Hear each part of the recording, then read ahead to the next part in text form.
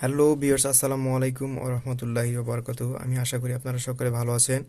তো বরাবরের মতো আমি আজকে আরও একটি প্রজেক্ট নিয়ে, অনেক ইন্টারেস্টিং একটি প্রজেক্ট নিয়ে আপনাদের সামনে হাজির হয়েছি। তো আপনারা অবশ্যই এখানে এই অবজেক্টগুলো দেখে বুঝতে পারতেছেন যে আসলে এটা কী ধরনের প্রজেক্ট। তো এটি হচ্ছে একটি মূলত অটোমেটিক ফায়ার অ্যালার্ম ডিটেক্টর। আর এখানে আমি কোনো প্রোটেক্টিং সিস্টেম অ্যাড করিনি, জাস্ট সতর্কমূলক হিসেবে আমি এখানে একটি বাজার অ্যাড করেছি, যেটা একটি বিপ দিয়ে আমাকে জানাবে। আর আমি এটা কোনো ছোটোখাটো আইসি দিয়ে করিনি, এটা আসলে একটি মাইক্রো কন্ট্রোলার দিয়ে করছি। এই মাইক্রো কন্ট্রোলারটি সাধারণত আর্ডিনো মাইক্রো কন্ট্রোলারের ভিতরে থাকে। এই এটি একটি ডি প্যাকেজ, এটি একটি 28 পিনের আইসি এবং এটার মডেল নম্বর হচ্ছে অ্যাটমেগা 328P। আপনারা চাইলে একটু দেখে নিতে পারেন। এই তো আইসিটি, এই আইসিটি অনেক সুন্দর কাজ করে। তো আমি আর্ডুইনোকে এখানে ব্যবহার না করে আর্ডুইনো থেকে আইসিটা মুভ করে আমি একটি আলাদা ডেভেলপমেন্ট বোর্ড এখানে তৈরি করে নিয়েছি, একটি ক্রিস্টাল অসিলেটর এবং নন পোলার ক্যাপাসিটরের মাধ্যমে এখানে একটি 10 কিলো ওহমের রেজিস্টরের সাথে সংযুক্ত করে আমি তৈরি করে নিয়েছি। এবং আউটপুট হিসেবে আমি এখানে এলইডিগুলোকে ব্যবহার করছি এবং সতর্কমূলক আউটপুট হিসেবে পাওয়ার জন্য আমি এখানে একটি বাজার অ্যাড করেছি।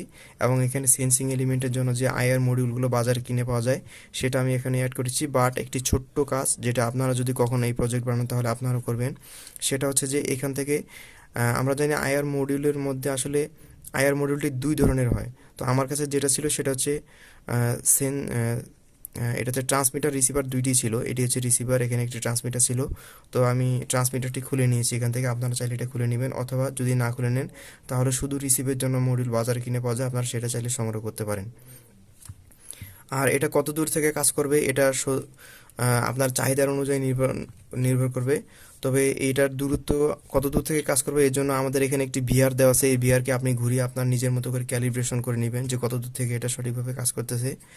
তো এটা খুবই বেসিক জিনিস, আমি আশা করি এটা সকলে জানেন। তো এবার আমরা একটু ভিতরে আসি।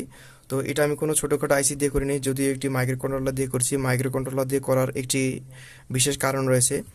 মাইক্রো কন্ট্রোলার দিয়ে করার কারণ হচ্ছে আপনি এটাতে প্রোটেক্টিং সিস্টেম অ্যাড করতে পারবেন। অর্থাৎ আমি যদি একটু অন করে দেখাই, এই তো যখন আমি এখানে একবার মানে আগুন আগুন জ্বলার সাথে সাথে এটা 3বার বিপ দিচ্ছে একই সাথে। খুব একটি নির্দিষ্ট সময় পর পর এলইডিগুলো অন অফ হচ্ছে। তো এটা কেন হচ্ছে? এটা হচ্ছে মূলত মাইক্রো কন্ট্রোলার ইউজ করার কারণে। আমি যদি কোনো ছোটোখাটো ডেমো প্রজেক্ট হিসেবে কোনো আইসি দিয়ে করতাম তাহলে এত সুন্দর আসলে আউটপুট পাওয়া যাইতো না। আর এটার সাথে আপনি চাইলে যে কোনো কিছু অ্যাড করতে পারেন। এটা বাণিজ্যিকভাবে আপনি এটার সাথে পাম্প অ্যাড করতে পারবেন। যখন হচ্ছে যে আগুন বের হবে, আপনাকে সতর্ক করার সাথে সাথে বিপ দেওয়ার সাথে সাথে সেখানে প্রোটেক্টিং সিস্টেম অ্যাড করলে সেটা পানি ফ্লো হওয়া শুরু করবে। চাইলে আপনি বিভিন্ন মেকানিক্যাল ইনস্ট্রুমেন্টকে সংযুক্ত করে এটার সাথে ফায়ার এক্সটিংগুইশার অ্যাড করতে পারেন। যে যে 5টা শ্রেণী, ক্লাস এ থেকে ABCD, এই যে ABCDE, এই যে 5টি শ্রেণী আছে, এই 5টি শ্রেণীর আগুন আপনারা জানেন। মেটাল মেটাল আগুন, তারপর হচ্ছে যে ফ্যাব্রিকের আগুন, বিভিন্ন শ্রেণীর আগুন নেভানোর জন্য বিভিন্ন ইনস্ট্রুমেন্ট আপনারা এটার সাথে অ্যাড করতে পারেন। তো আশা করি প্রজেক্টটি আপনাদের অত্যন্ত ভালো লাগছে। আর এখানে আমি ব্যাটারি হিসেবে আপাতত ডেমো হিসেবে আমি একটি 3.7 ভোল্টের মোবাইলের ব্যাটারি অ্যাড করছি। আপনারা যদি চান এখানে ভালো লিথিয়াম আয়নের ব্যাটারিগুলো অ্যাড করতে পারেন, তাহলে অনেক দীর্ঘক্ষণ এটা চলবে।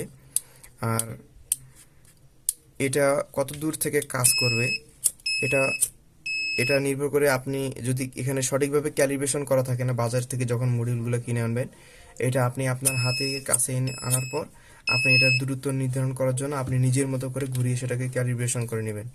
তো আশা করি ভিডিওটি সবার ভালো লেগেছে। ধন্যবাদ সকলকে, আজ এ পর্যন্তই।